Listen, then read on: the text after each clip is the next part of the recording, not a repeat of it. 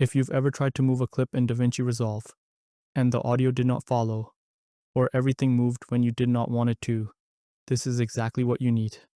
In this video, you will learn how to link and unlink audio and video properly, so you stay in full control of your edits. When you import a video into DaVinci Resolve, the audio and video are linked together by default. This means when you move the clip, both the video and the audio move together.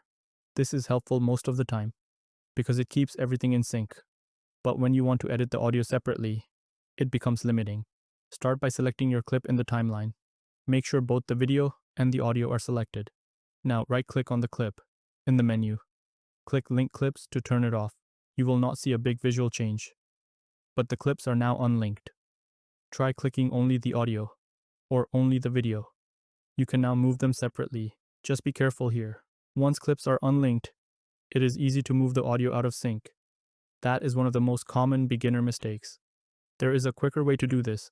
Select the clip, then press Ctrl-Shift-L on Windows, or Command-Shift-L on Mac.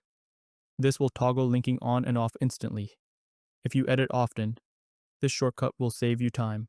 After making your changes, you can link the clips again.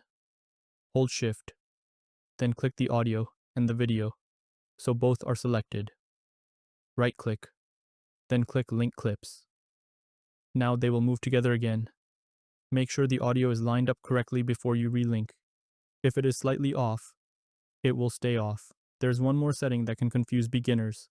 At the top of the timeline, there is a button called Linked Selection. When this is turned on, clicking one part of a clip selects both audio and video. When it is turned off, you can select them separately, even if they are linked, if something feels wrong when selecting clips.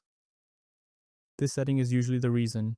That is how you link and unlink audio and video in DaVinci Resolve. Once you get used to this, editing becomes much more precise and much less frustrating. If this helped you, subscribe for more simple guides that make editing easier.